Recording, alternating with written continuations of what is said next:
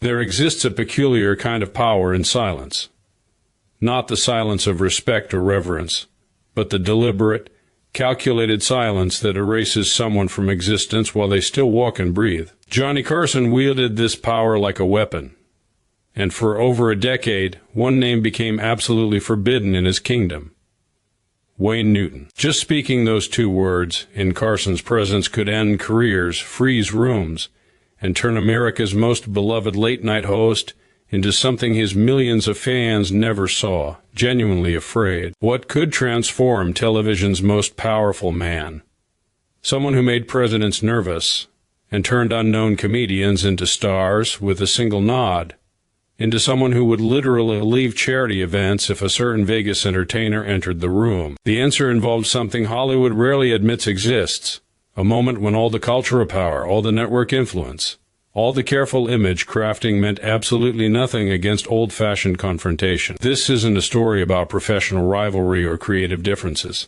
This is about what happens when someone who built an empire on charm and wit discovers that some men don't care about your ratings, your influence, or your carefully constructed persona. They care about their family, their dignity, and they're willing to do whatever it takes to protect both.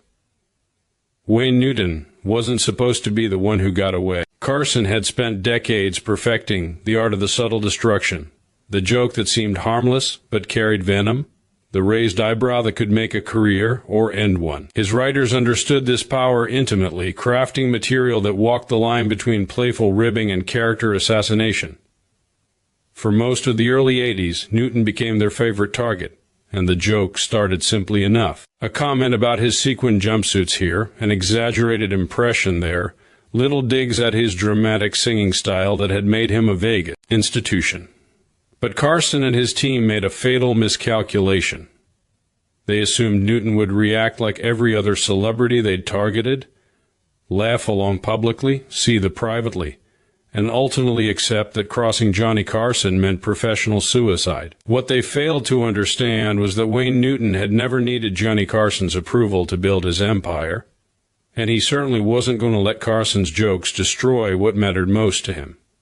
The jokes evolved from gentle mockery into something far more dangerous. Carson began implying things, suggesting things, using his platform on America's highest-rated late-night show to question Newton's masculinity night after night. In the early 80s, such insinuations carried weight that's difficult to comprehend today. The AIDS crisis was beginning to reshape American consciousness about sexuality. Homophobia saturated the culture. And for a performer whose appeal rested on attracting middle America into Vegas showrooms, these jokes weren't just insulting. They were potentially ruinous. Newton's daughter came home from school crying because children had picked up on Carson's implications and weaponized them on the playground. His wife watched her husband's carefully built reputation get chipped away 15 minutes at a time, 5 nights a week, broadcast into millions of American homes. Newton tried the civilized approach first, having his representatives contact The Tonight Show through proper channels, requesting the joke stop. Carson's response came through intermediaries with breathtaking arrogance: Johnny jokes about everyone. Get over it. This dismissal revealed how completely Carson misunderstood who he was dealing with. Newton had grown up hard in Virginia and Arizona, learning early that sometimes problems required direct solutions. He'd built relationships throughout Las Vegas during an era when the line between legitimate business and organized crime remained deliberately blurred. Carson played golf with network executives. Newton maintained friendships with people who solved problems through methods that would never appear in any corporate memo. This fundamental difference in their worlds created a collision that Carson never saw coming. In late 1980, fate arranged an encounter at the Aladdin Hotel in Las Vegas, where Newton was headlining and Carson was gambling. Newton approached Carson's blackjack table, placed his hand on Carson's shoulder with unmistakable firmness, and requested a private conversation. Carson, surrounded by admirers and feeling invincible in his celebrity, responded with his trademark sarcasm, making another joke about sequins, even as Newton stood over him. The warning Newton delivered should have ended things right there. He told Carson directly that the jokes needed to stop, or their problem would escalate beyond anything television could contain. Carson laughed it off, turned back to his cards, and the jokes continued. What happened next in April 1981 has become legendary among those who know the full story. Newton walked into NBC's Burbank studios, bypassed normal security through connections that demonstrated his reach extended far beyond Vegas stages, and entered Johnny Carson's private office uninvited. The producer present that day would later describe the scene with an almost reverent shock. Wayne Newton closing the door, looking at television's most powerful man, and speaking in a voice so controlled it became terrifying. Newton didn't yell or rage. He simply explained that Carson had pushed him to a breaking point, that the jokes were affecting his family, and that they would stop immediately. When Carson attempted to deflect responsibility by claiming he just read what his writers gave him, Newton stepped closer, invading the personal space of someone who was accustomed to controlling every room he occupied. The exact words exchanged remain disputed, but every account agrees on the essentials. Newton made absolutely clear that if Carson mentioned his name on air again, their next conversation wouldn't involve words. He may have referenced needing new teeth. He definitely made his physical intentions unmistakable. Johnny Carson, who had stared down network executives and mob-connected casino owners, who had navigated multiple divorces under public scrutiny, who prided himself on never losing his composure, suddenly found himself genuinely frightened. Witnesses describe him stuttering, his usual eloquence deserting him completely.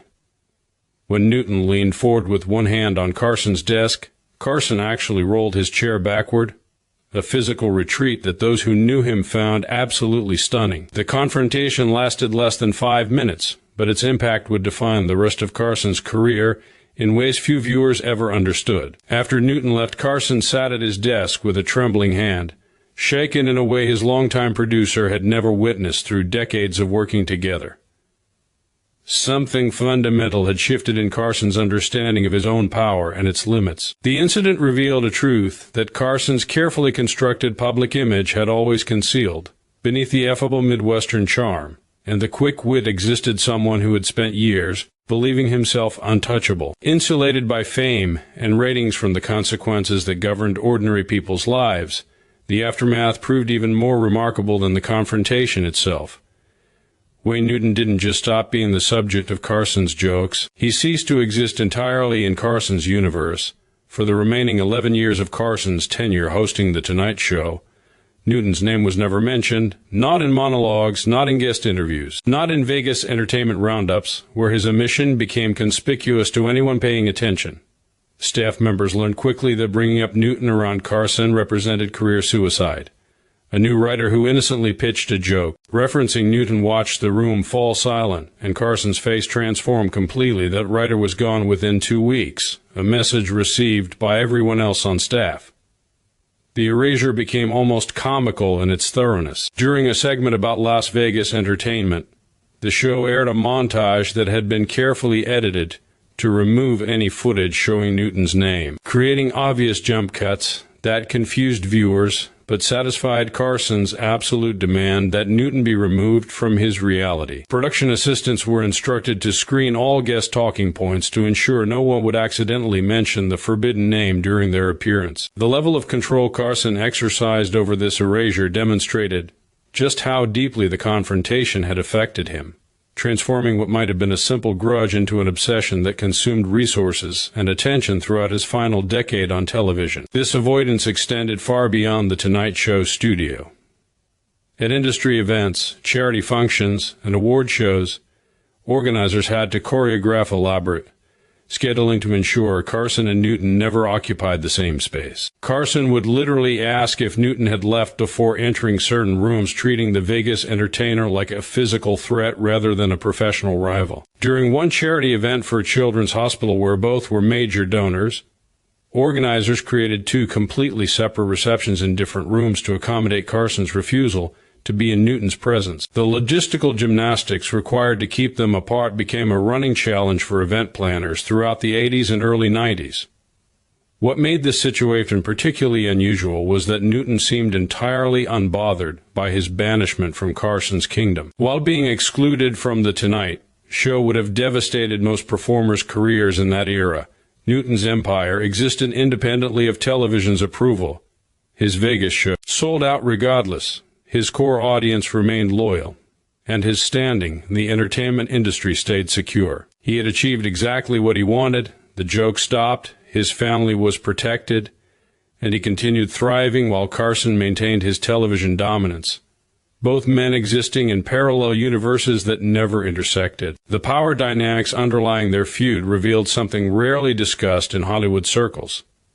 Newton's deep connections throughout Las Vegas gave him a form of influence that even Carson's massive television platform couldn't match. In the late 70s and early 80s, Vegas was still transitioning from mob influence to corporate ownership, and Newton had successfully navigated both worlds. He maintained relationships across the spectrum of legitimate and less legitimate power brokers, creating protection that wasn't official but was absolutely real. Carson, despite his immense cultural influence, was ultimately just another high-roller visitor when he came to Las Vegas. He lacked the deep connections and home field advantage that Newton enjoyed. Those close to Carson suggest his decision to back down so completely stemmed partly from understanding that pursuing the feud could have implications beyond television ratings or public relations. Newton existed in a world where problems could be solved through methods that would never trace back to anyone. And Carson was savvy enough to recognize that antagonizing someone so deeply embedded in that power structure carried genuine risks. The entertainment industry operates on carefully maintained illusions, and one of those illusions is that fame and media power translate into actual power in all contexts. Newton shattered that illusion for Carson in a way that must have been profoundly disturbing for someone who had spent decades as the unquestioned king of late-night television. For years, the true nature of their conflict remained industry gossip, known to insiders but hidden from the public. That changed in 1991 when Newton appeared on Larry King's CNN show and finally addressed the situation directly. He called Johnny Carson a mean-spirited human being, revealed the gay jokes and their impact on his daughter, and confirmed that he had confronted Carson in his office, though he carefully avoided mentioning any physical threats. Newton's strategic timing wasn't accidental. Carson had announced his retirement, set to take place in May 1992, and with Carson's reign ending, Newton could finally tell his side without fear of professional repercussions. The interview generated enormous media coverage, with most accounts favoring Newton's portrayal as a family man standing up to a powerful bully. Carson, true to form, never publicly acknowledged Newton's comments or the feud itself. His only response came through a Tonight Show spokesperson offering a terse no comment. Behind the scenes, however, Carson was reportedly furious, referring to Newton as that Vegas thug and doubling down on his complete erasure of anything Newton-related from his show. As Carson approached his final Tonight Show broadcast, there were efforts to create memorable reconciliation moments with various figures from his past. Former enemies were invited back to bury hatchets and create heartwarming television. Wayne Newton received no such invitation, and when producers cautiously suggested reaching out, Carson's response was immediate and unambiguous. Not if he was the last guest on Earth. Newton made equally clear through intermediaries that he had no interest in helping Carson pretend to be something. He wasn't just to serve Carson's image rehabilitation in his final moments on television. Carson retired without ever mentioning Newton again, maintaining the silence until his death in 2005. When asked for comment on Carson's passing, Newton's response perfectly captured their decades-long conflict. My mother taught me that if you can't say something nice about someone, don't say anything at all. The feud between Johnny Carson and Wayne Newton stands as a unique moment in entertainment history, a rare instance when the carefully constructed hierarchy of Hollywood power was challenged and defeated by someone who refused to play by the established rules. It remains a reminder that all power has limits, and that sometimes the most important battles aren't fought for careers or ratings, but for family and personal dignity.